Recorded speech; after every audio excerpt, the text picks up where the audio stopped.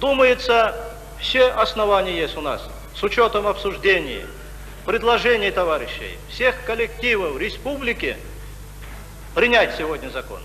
Другое дело.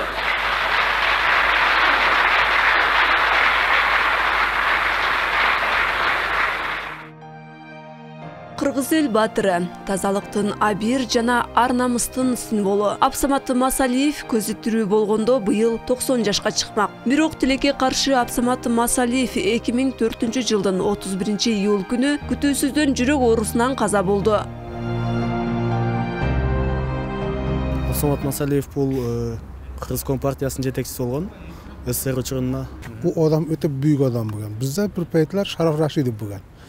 Eski, endi SK vaqtida birinchi sekretar bo'lgan. Siyosiy ishmar Qirg'izistondan өнүгүшүнө аябай чоң салым кошкон атактуу киши болуп эсептелинет, данышман киши. Абсамат Масалиев мурун бизде ошо Кыргызстан Компартиясынын биринчи секретары болуп иштеген үчүн ошону өзүнүн абдан жупонулугу менен, жөнөкөйлүгү менен şu бардык ишке өзүнүн чын көңүлү менен иштегени эч кандай мындай анагандай алдым жуттумга барган эмес.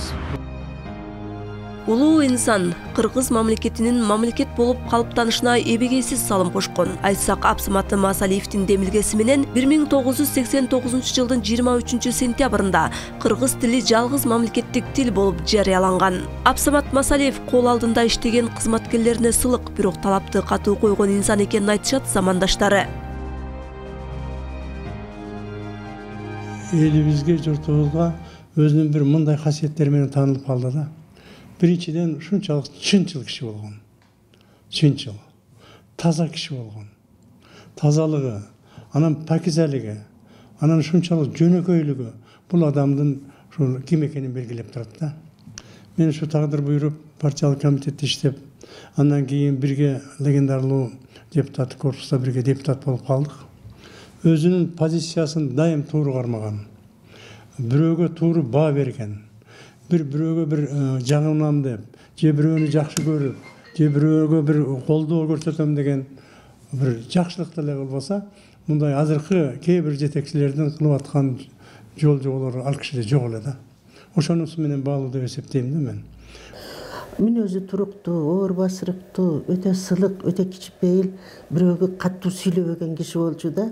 А бирок айткан сөздөрү сөөгө жете турган сөздөр болуп калат эле, жакшы сөз. Кээ бир киши жакшы сөз менен эле оюн пикирин баарын билдирип коет го.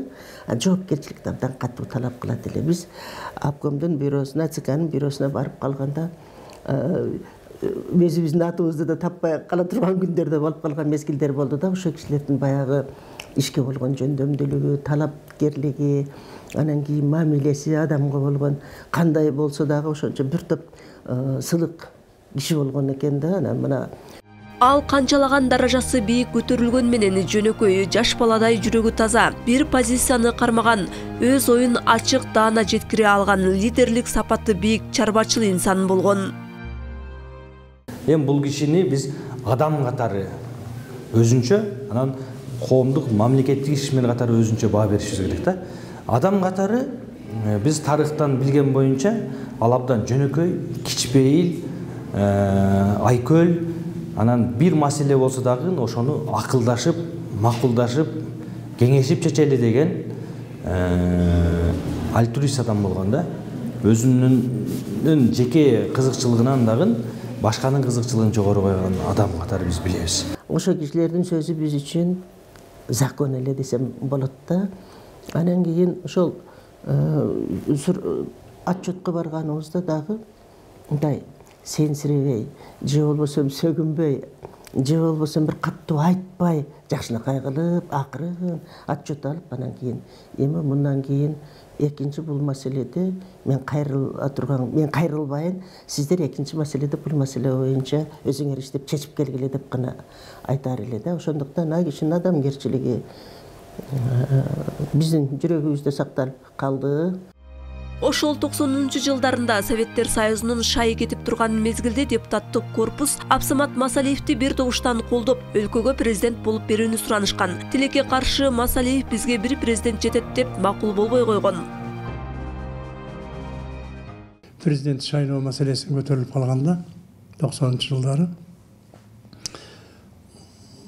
такыр ушул альтернативный жол менен бизге болуп бериңиз дегенде сунуш менен кайрылдык да, депутаттар көп бөлөбүз.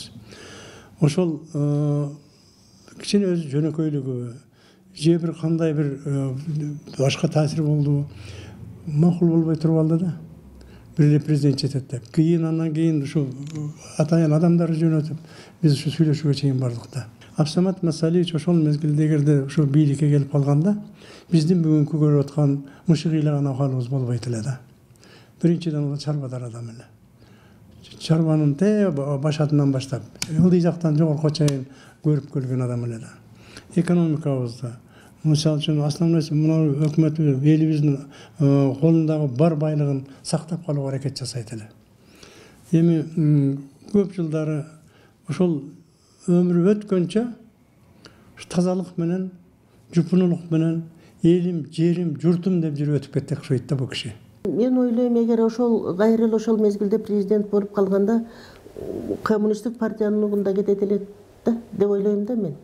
Тартип маселеси, айрыкча тартип маселесин жакшы болуш керек, ынтымакчылык болуш керек, улуттар арасындагы жанагы кайчылаштыктар, мындай эки мамлекеттердин ортосундагы карама-каршылыктардын бардыгы ошол коммунисттик партиянын түшүндө ондойлор көп болгон эмес да. Масалиев колунда бийлик турса да, өз кызыкчылыгына пайдаланган эмес. Анын абийири жүрөгү мамлекет элим деп соккон.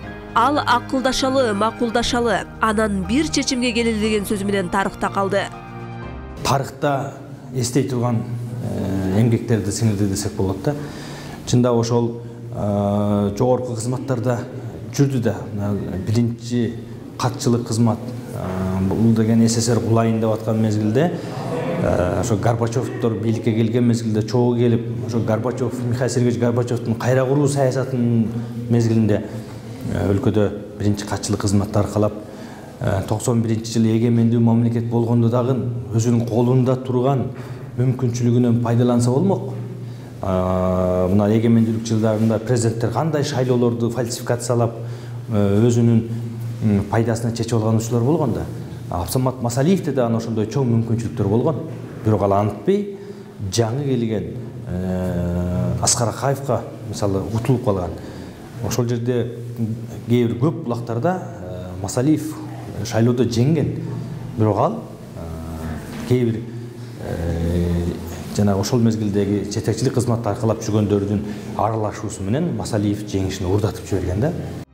Абсамат Масалиевдин жөнөкөйлүгү бийликке байлыкка умтулбаганы, анын туулуп өскөн үйүнөн эле байкаса болот. Колунда бийлик турган мезгилде жанында жүргөн жан жөөкөрлөрү атасынын үйүнүн ордуна заңгыраган хан сарай курууну сунуштап киргенде мына ушундай жоопту угушкан. Бул мен үчүн кымбат үй, бул дубалдардын ар бир топурагында атамдын колунун изи калган.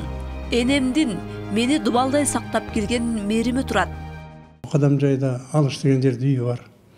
Ошол жерге барып, үйүн көрүп мен таң калганмын да. Чөп жөнөкөй баштагы атасынан калган үйлөрдүн ошондой үйдө турганын. Анан кийин кызматтан түшкөндө деле ошол жерде жүргөндө мен бир-эки жолу барып калдым. Анан ошол бирге иштеген адамдар, бирге жүргөн адамдар бардыгы ушунчалык жөнөкөйлүгүн, жупунулугун белгилеп турчу да. Бүгүнкү эскерүүдөгү арман ал кишини президент кылып шайлай албаганыбыз, анын жеңишин сактап кала албаганыбыз. Эгер Масалиев 20-кылымдын аягында Кыргыз Республикасына президент болуп шайланганда, азыр башкача доор курулмак. Анткени ал киши таза өлкө үчүн ичкен ашын жерге койгон чарбачыл инсан эле деп эскеришет замандаштары жана тарыхчылар.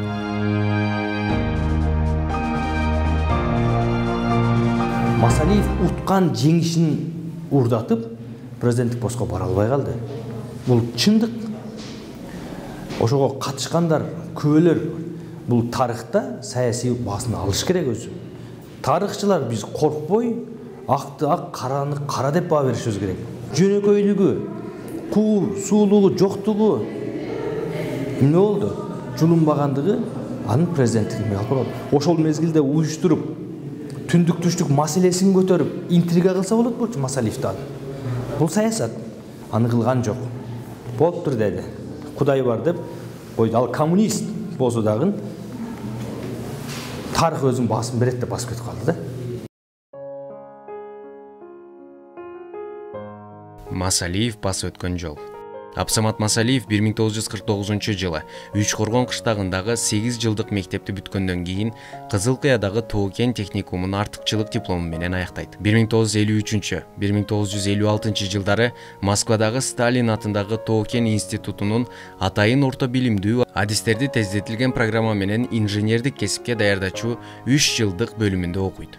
Институтту бүткөндөн кийинки алгачкы 5 жылда Кызыл Кыя көмүр башкармалыгынын Комсомольская кенинде участка начальнигинин жардамчысы, тоо местери, участканын начальниги, Комсомольская кенинин орун басар башкы инженери, Кыргыз көмүр трестинин башкы инженеринин жардамчысы болуп эмгектенет. 1961 жылы Кыргызстан Компартиясынын Ош областтык комитетинин өнөр жай жана транспорт бөлүмүнүн инспектору болуп которулат. 1962-1964 жылдары Алматыдагы жогорку партиялык мектепте окуйт. Андан соң Кыргызстан КПБКсы менен Кыргыз СССР Министрлер Советинин партиялык мамлекеттик көзөмөлдөө комитетинин өнөр жай, транспорт жана байланыш бөлүмүнүн инспектору, Ош облустук элдик көзөмөл комитетинин төрага орун басары болуп иштейт. 1966 жылы партиянын Ош областтык комитетинин өнөр жай жана транспорт бөлүмүнүн башчысы. Ал эми 1969-1971 жылдары партиянын Таш көмүр шааркомунун биринчи катчысы. Андан соң 2 жылдай Кыргызстан КПБКсынын өнөр жай жана транспорт бөлүм башчысынын орун басары. 1972-1974 жылдары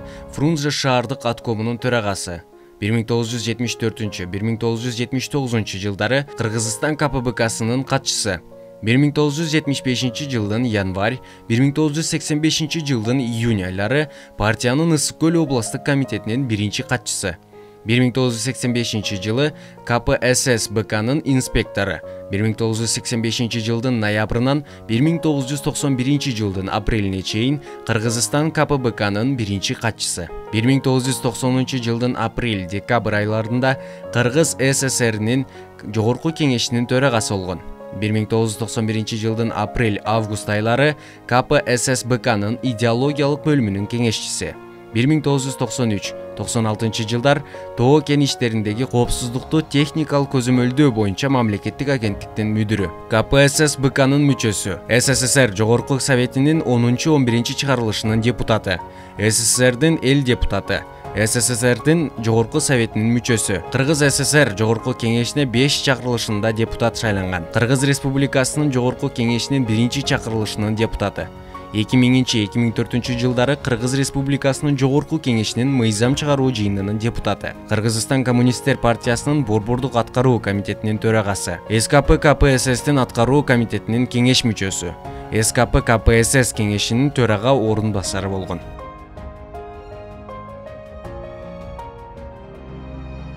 Өлкө башчы Садыр Жапаровдун демилгеси менен Абсамат Масалиевдин 90 жылдык мааракесин мамлекеттик деңгээлде өткөрүү боюнча жарлык чыгарып, ага даярдыктар башталды. Масалиев кыргыз элинин жүрөгүндө тазалык, абийир жана ар намыстын, жөнөкөйлүктүн символу катары түбөлүк тарыхта сакталып калды.